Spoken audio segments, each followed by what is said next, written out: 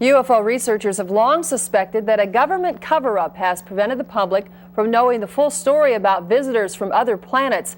In 1973, for instance, the director of the FBI denied that his agency had ever investigated UFOs. In 1976, the agency released more than 1,100 pages of UFO information that it had collected over many years. What forced the disclosure? It was the Freedom of Information Act. Tonight, in part 3 of our series, UFOs, the Best Evidence, George Knapp reports on other secrets that have been pried out of the government. UFO skeptics often ask, if there are aliens visiting Earth, why don't they announce themselves by flying over the White House? The answer is, UFOs did fly over the White House twice. It happened in July 1952. As the New York Times reported, 7 eerie glowing objects were spotted by pilots in the air and people on the ground. 12 different radar operators tracked the UFOs at speeds of up to 7,000 miles per hour. A week later, the objects were back again. When jets were scrambled, the lights either disappeared or zoomed away. The Air Force explained that what everyone had seen was a temperature inversion. To a man, the radar operators disagreed, but the official explanation is the one that stuck. Government explanations of UFOs are often just plain wrong. In 1965, thousands of people from Canada to Mexico watched a formation of UFOs maneuver in the skies. The Air Force said it was the constellation Orion, even though at the time Orion could only be seen from the other side of the planet. A UFO landing at White Sands Missile Base was said to be a sighting of the planet Venus, to which one UFO buff responded, "It was unforgettable the night Venus landed on the gypsum flats of New Mexico." The standing joke in UFO circles is that for every 200 UFO sightings, the Air Force can explain away 201. The possibility that our government might withhold or distort information about UFOs might seem far-fetched until you read the mountains of evidence compiled from the government's own files, evidence that strongly suggests a cover-up. The U.S. military first started seeing UFOs in World War II. Pilots called them Foo fighters. We thought they were a German secret weapon. The Germans thought they were ours. An explosion of civilian sightings in 1947 caught the military by surprise. Secret investigations were begun. A joint study by the FBI and Army concluded the flying saucer situation is not all imaginary. Something is really flying around. That report was kept secret until 1976. Yes, there was a degree of secrecy. In certain cases, there might be sightings on radar, and we didn't want the Russians to know we had a radar here or a radar there. Class is correct, but only to a point, because most of the early UFO sightings were by eyewitnesses, not radar. In New Mexico, for instance, over a 2-year period, dozens of people reported seeing green fireballs over sensitive military installations. But when radar and cameras were dispatched to those installations, the fireballs mysteriously shifted someplace else. A 1949 study by scientists at Los Alamos Lab stated the fireballs deserve serious consideration. No! Come on, we gotta go! No, wait, let him go. They'll never believe me. You fools! You're in danger! Can't you see? They're after you! They're after all of us! They're here already! Some have suggested the saucer craze of the 40s and 50s was a byproduct of Cold War tensions and fears. Both the U.S. and the USSR conducted secret studies to find out if the other side was behind the UFOs, and both concluded early on that the capabilities of the flying discs seemed beyond human technology. This secret report, done in 1948 by the Air Force and Naval Intelligence, is among the most fascinating UFO documents ever to surface, because it wasn't supposed to exist. A confidential memo at the end of the report ordered that all copies should be destroyed, but one copy survived and was finally pried out of the Pentagon in 1985. It's a study of more than 200 of the earliest UFO sightings, including one that occurred in June 1947 near Lake Mead. An Air Force pilot saw a formation of 6 UFOs. The report notes the UFOs are some type of flying craft, not weather balloons or hallucinations, that sighting reports were made by experienced personnel, and that the origin of flying saucers is not ascertainable. The overall effort to study saucers was called Project Sign, with headquarters at Wright Field in Ohio. In 1949, Sign personnel wrote a top-secret report concluding UFOs were extraterrestrial craft. When the report made it to the desk of Chief of Staff General Hoyt Vandenberg, though, he rejected it and ordered all copies burned. This rejection from the top was, in the view of many, the death knell for objective study of UFOs. A few weeks later, Project Sign produced another final report saying its findings were inconclusive. That report was accepted, and soon after, Project Sign became Project Grudge. Grudge evaluated reports on the premise that UFOs could not exist. According to a later report by the Library of Congress, it was the job of Grudge to explain them all. Despite this slant, 23% of Grudge cases remained a mystery. Grudge staffers decided these cases were psychologically motivated, the first official declaration that people who see UFOs are crazy. The government established an intensive program of ridicule against anyone who said they saw flying saucers, and fear of ridicule was the foundation on which the cover-up was placed.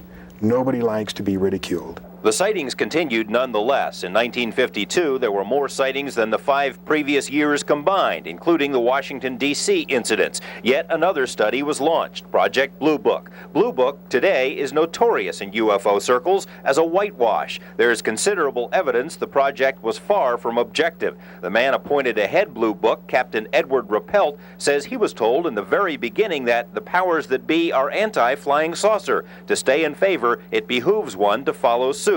Rappelt later resigned from the military and wrote a book about what he says was the Blue Book cover-up and the reality of flying saucers. The continued increase in UFO sightings was a source of concern to the CIA, and a new strategy was born, debunking. A group of CIA-connected scientists was assembled in secret to evaluate UFOs. The so-called Robertson panel spent all of 12 hours in a roundtable discussion about a handful of UFO cases. The panel concluded that UFOs are not a threat to national security, but that continued reporting of UFOs is a threat. The recommendation? The government should take immediate steps to strip UFOs of their aura of mystery through a program of public education. The final report even used the term debunking.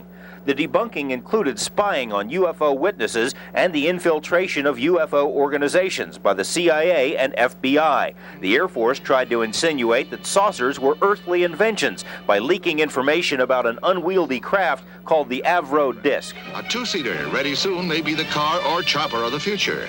Help wanted, a crew of little green men. The strategy included the silencing of military personnel through intimidation. Bill Cooper served in both the Air Force and the Navy and says he and 3 other sailors witnessed a UFO off the coast of Hawaii.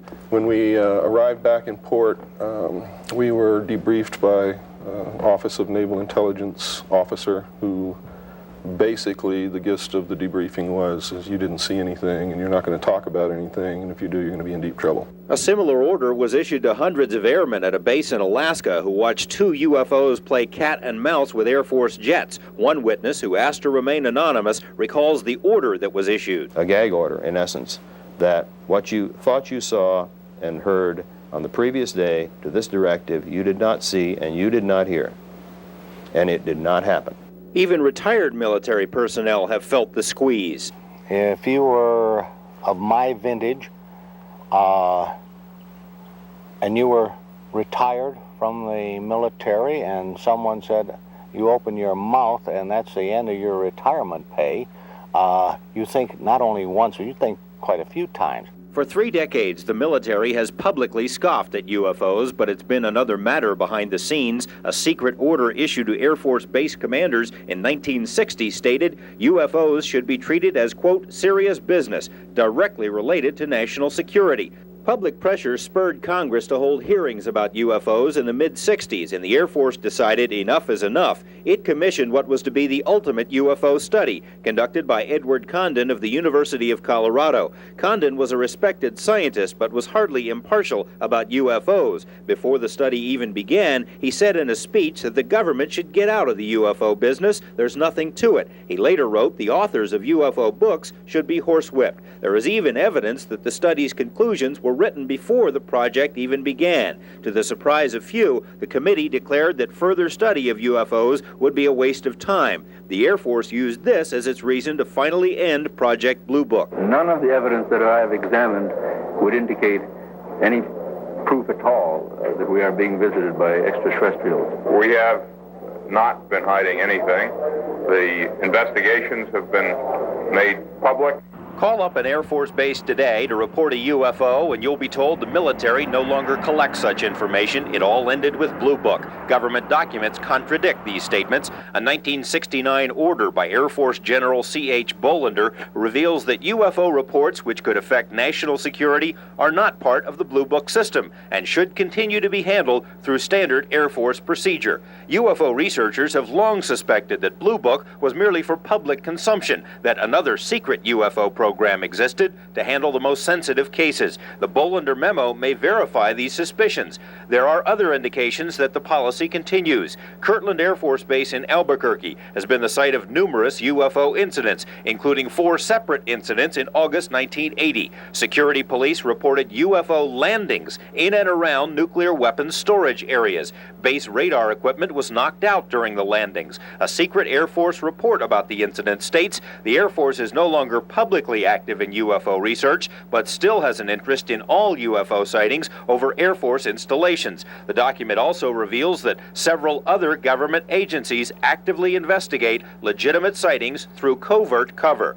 Does this mean CIA? The CIA responds to UFO requests in this fashion. There is no CIA program to actively collect information on UFOs, nor has there been one since the 1950s. This statement flies in the face of numerous reports squeezed out of the agency by Freedom of Information lawsuits. A series of internal memos dated 1976 make repeated references to UFO research, UFO studies, CIA UFO experts, and agency personnel who are monitoring the UFO phenomenon.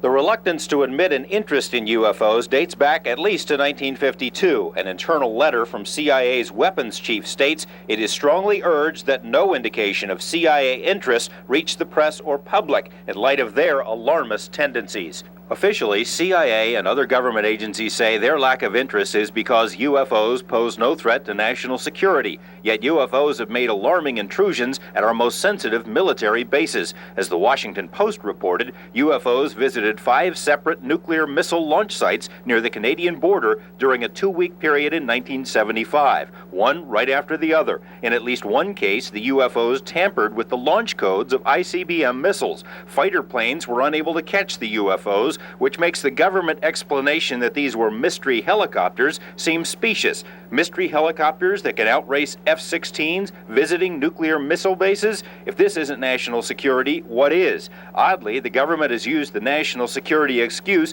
to withhold UFO data. Stan Friedman and others fought all the way to the Supreme Court to get UFO documents from the National Security Agency. All they got was a summary of the documents. Here it is, legal affidavit, NSA, and so forth. The trouble is, as you start to go through this document, you rather quickly find that a lot of it isn't really there. And I won't stop because you'll see how many pages are really full of good information.